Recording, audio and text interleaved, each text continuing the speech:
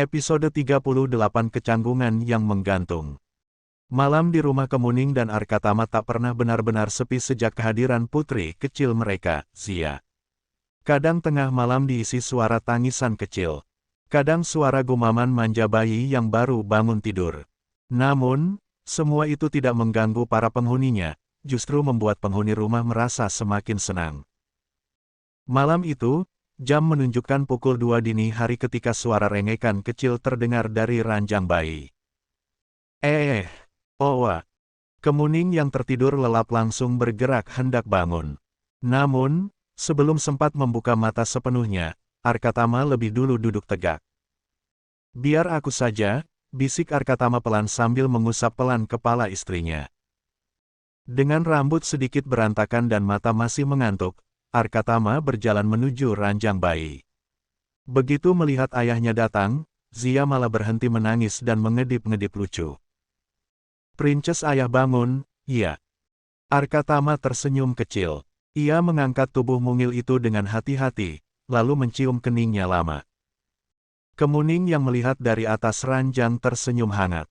Sampai sekarang dia masih sering tidak percaya melihat perubahan Arkatama yang dulu dingin dan kaku kini berubah menjadi ayah yang begitu telaten. Arkatama memeriksa popok Zia lalu langsung meringis tipis. Oh alah, sudah penuh ternyata. Tangan Arkatama dengan cekatan mengganti popok bayi itu. Gerakannya sudah begitu terbiasa, bahkan jauh lebih tenang dibanding saat pertama kali dulu ia panik hanya karena Zia bersin kecil. Setelah selesai, Arkatama mengambil botol susu yang sudah disiapkan Kemuning sebelumnya. "Nih, mimik susu dulu, ya." Zia langsung menyusu tenang sambil menatap wajah ayahnya dengan mata bulat bening. Hati Arkatama langsung lumer. "Jangan lihat ayah kayak gitu, Zia sayang," gumam pria itu pelan. "Ayah bisa nggak tega nanti, menidurkan kamu lagi." Kemuning tertawa kecil dari atas ranjang. "Mas tuh kalau sama Zia lembut banget." Arkatama menoleh. "Karena dia anak kita, sayang." Jawaban sederhana itu membuat hati Kemuning terasa hangat setiap kali mendengarnya. Sementara itu, Arya Satya menjadi orang yang paling heboh sejak Zia lahir. Setiap hari pemuda itu selalu mencari alasan untuk menggendong keponakannya. Pagi itu, ketika Kemuning menyiapkan sarapan, Zia berada dalam kamarnya sedang tidur. Arya Satya berdiri di pinggir boks bayi, memandangi bayi lucu itu. "Hao, nanti Om pasti akan merindukan kamu, gemoy." Arya Satya murung karena harus berpisah dengan keponakannya yang gemoy, padahal lagi sayang-sayangnya. Arkatama masuk ke kamar. Dia mengerutkan keningnya ketika melihat sang adik tidak ceria seperti biasanya. Belum juga Arkatama bertanya, tiba-tiba terdengar suara Zia. Kedua pria itu langsung tersenyum lebar melihat bayi lucu itu bangun tidur tanpa menangis. Princess ayah bangun." "Zia ikut Om aja ya." "Enggak," jawab Arkatama cepat. "Peluk Om dulu." Arya Satya mengambil Zia dari boks bayi. Pemuda itu tersenyum lebar saking senangnya. "Jangan lama-lama," ucap Arkatama dengan tatapan tajam. Arya Satya langsung mendelik kesal. "Kak, posesif banget, sih." Namun meski sering protes, Arkatama sendiri diam-diam senang melihat adiknya begitu menyayangi Zia. Yang paling sering terjadi adalah rebutan saat mengasuh bayi itu. "Sekarang gantian aku yang gendong," ucap Arkatama mengulurkan kedua tangannya. "Baru saja 5 menit, balas Arya Satya protes. "Ini anakku." Kadang suara mereka berdua terdengar ribut dari ruang tengah hanya karena saling berebut siapa yang berhak menggendong Zia lebih lama. Bahkan setiap kali Zia kentut atau buang air besar, dua laki-laki itu akan bereaksi berlebihan seperti menemukan prestasi besar. "Woi, gemoy kentut!" teriak Arya Satya heboh ketika keponakannya mengejan, lalu mengeluarkan suara keras. Arkatama langsung ikut mendekat. "Bau nggak?" "Aman," balas pemuda itu menyeringai. Beberapa detik kemudian, Arya Satya mengendus-endus seperti mencium sesuatu. Bentar kayaknya gemoy pup." "Kemuning!" teriak Arkatama panik. Kemuning yang sedang melipat pakaian sampai tertawa geli melihat tingkah dua laki-laki dewasa itu yang heboh sendiri gara-gara kotoran bayi. Kalian ini lucu banget. Rumah mereka dipenuhi tawa hampir setiap hari. Namun, waktu berjalan terlalu cepat. Hari keberangkatan Arya Satya kuliah akhirnya tiba. Pagi itu suasana rumah terasa lebih sepi dari biasanya. Koper besar sudah berada di dekat pintu. Arya Satya duduk sambil memangku Zia dengan wajah murung. Aduh, Om sedih banget ninggalin si gemoy, keluhnya sambil mencium pipi gembul keponakannya berkali-kali. Zia malah tertawa kecil sambil menarik hidung Arya Satya. Kia. Astaga, jangan bikin Om batal berangkat. Arya Satya memeluk gemas Zia. Kemuning tersenyum haru melihat kedekatan mereka. Kamu harus belajar yang rajin di sana, kata Arkatama dengan nada pelan. Arya Satya mengangguk. Aku mau jadi dokter hebat. Arkatama menepuk pundak adiknya pelan. Jaga diri. Jangan sampai terbawa arus yang tidak benar. Arya Satya menatap kakaknya lalu tersenyum kecil. Kak Arka juga jangan galak-galak sama Zia. Aku nggak galak. Bohong. Mereka tertawa bersama. Namun, saat mobil jemputan datang, Arya Satya memeluk Zia erat-erat, sekali lagi. Om bakal kangen banget sama kamu. Mata pemuda itu sedikit berkaca-kaca. Meski sering bercanda dan ribut, jauh di dalam hati Arya Satya benar-benar menyayangi keponakan kecilnya itu sepenuh hati. Ayo, nanti telat, ujar Arkatama pelan. Arya Satya mengangguk lemah lalu menyerahkan Zia kembali ke pelukan Kemuning. Sebelum masuk mobil, dia masih sempat melambaikan tangan heboh. Zia, jangan lupa sama Om ganteng. Tawa kecil langsung pecah di halaman rumah. Hari-hari terus berlalu, tanpa terasa kini usia Zia sudah 6 bulan. Bayi kecil itu tumbuh sehat, kuat, dan sangat ceria. Pipinya semakin bulat. Tawanya selalu memenuhi rumah setiap hari. Zia juga mulai aktif tengkurap dan suka menarik rambut Arkatama setiap kali digendong. Aduh, sakit, keluh Arkatama sambil tertawa. Kemuning hanya tersenyum melihat interaksi ayah dan anak itu. Selama 6 bulan terakhir, mereka belajar menjadi orang tua bersama-sama. Tidak mudah, tentu saja. Ada malam-malam ketika mereka sama-sama kurang tidur. Ada saat Zia rewel seharian tanpa sebab yang jelas. Ada juga momen panik ketika bayi kecil itu demam setelah imunisasi. Namun, semua terasa ringan karena mereka menjalani semuanya berdua. Kemuning bahkan merasa sangat beruntung karena Arkatama selalu banyak membantu mengurus Zia. Saat pria itu sedang di rumah, hampir semua urusan bayi itu diambil alih oleh suaminya. Mulai dari mengganti popok, menidurkan, menggendong keliling rumah, sampai mencuci botol susu. Kecuali, satu hal yang tidak bisa diambil alih, saat Zia ingin menyusu ASI langsung dari sumbernya. Mas, itu sepertinya Zia ingin nyusu. Arkatama yang sejak tadi sibuk menggendong putrinya langsung mendesak pasrah. Nah, kan kalah lagi sama ibunya. Kemuning tertawa sambil mengulurkan tangan mengambil Zia. Ya, iyalah. Arkatama memperhatikan istrinya menyusui dengan tatapan lembut. Pemandangan sederhana itu entah kenapa selalu berhasil membuat dadanya terasa penuh. Rumah kecil itu kini benar-benar menjadi tempat pulang yang hangat untuknya. Meski kondisi ekonomi mereka sangat baik, Kemuning memilih tidak menggunakan jasa pengasuh bayi. Ia ingin merawat Zia sendiri dengan bantuan Arkatama. Hanya urusan membersihkan rumah yang mereka serahkan pada pekerja harian yang datang kerja setiap hari Senin sampai Jumat dari pagi dan pulang sore hari. Selain membantu mengurus Zia, Arkatama juga selalu berusaha hadir dalam setiap momen penting putrinya. Termasuk urusan imunisasi. Sore itu, Arkatama mengantar Kemuning dan Zia ke rumah sakit ibu dan anak untuk jadwal imunisasi 6 bulan. Rumah sakit cukup ramai oleh para orang tua yang membawa bayi masing-masing. Zia duduk manis di stroller sambil menggigit mainan kecil berbentuk kelinci. Semoga dia nggak rewel abis disuntik, ujar Kemuning pelan. Arkatama langsung mengusap kepala istrinya. Kalau nangis, nanti aku yang gendong. Kemuning tersenyum hangat. Namun, beberapa detik kemudian, langkah Arkatama mendadak terhenti. Tatapannya berubah kaku. Wajahnya perlahan menegang. Di ujung lorong rumah sakit seseorang sedang berdiri mematung sambil menatap ke arah mereka. Dan orang itu membuat jantung Arkatama berdetak keras karena terkejut. Kemuning mengerutkan kening ketika menyadari langkah Arkatama tiba-tiba berhenti di tengah lorong rumah sakit.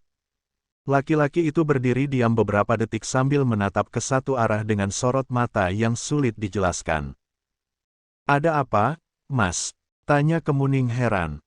Arkatama tersentak seperti baru sadar dari lamunannya. Ia langsung menoleh cepat ke arah istrinya. "Tidak ada apa-apa," jawabnya sambil memaksakan senyum tipis.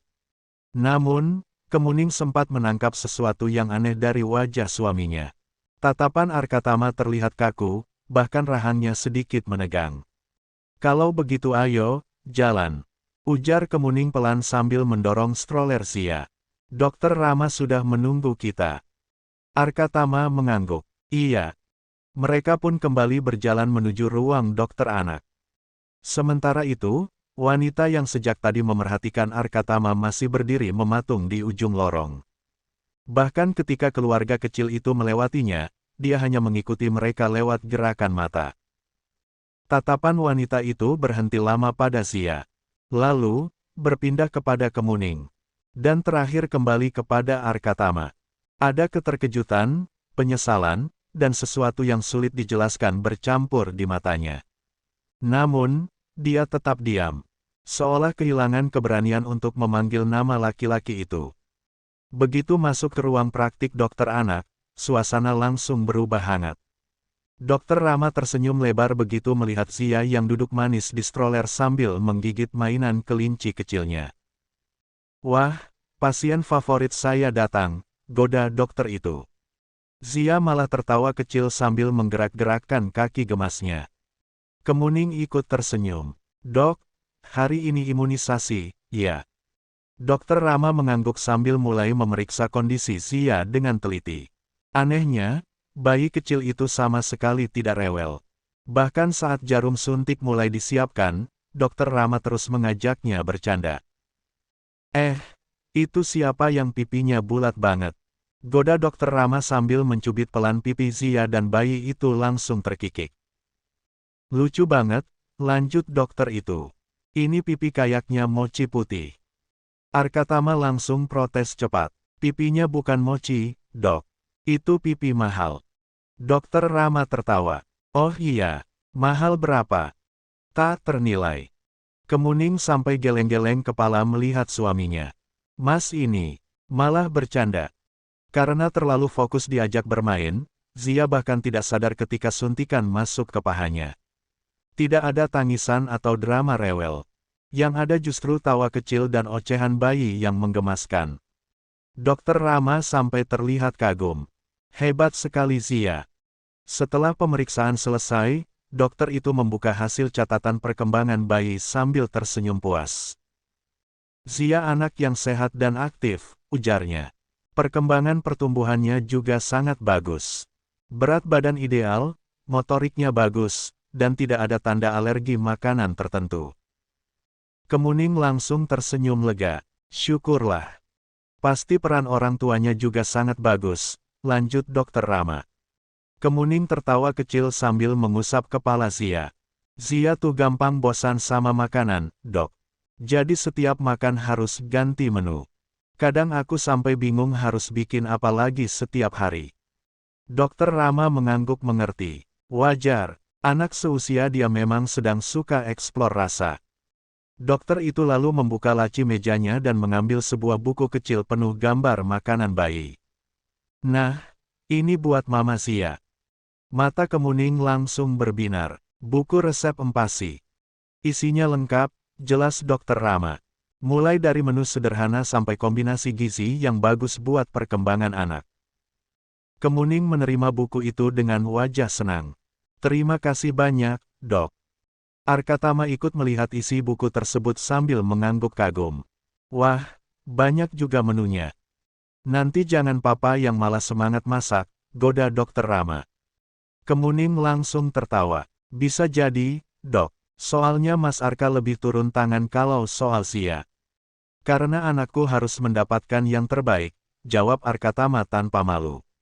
Kemuning sampai tersipu geli sendiri mendengarnya.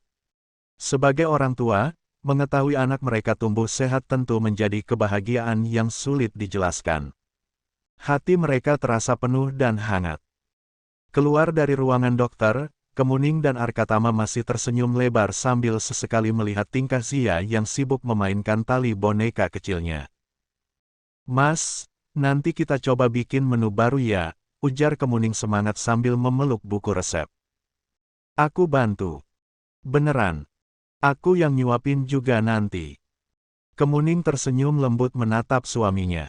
Kadang dia masih tidak percaya laki-laki yang dulu begitu dingin kini bisa berubah menjadi sosok ayah yang hangat dan penuh perhatian. Namun, langkah mereka mendadak terhenti ketika sampai di area parkiran rumah sakit. Beberapa orang tampak berkerumun di sana bersama security. Suasana terlihat cukup gaduh. Ada apa ini? Tanya Arkatama heran.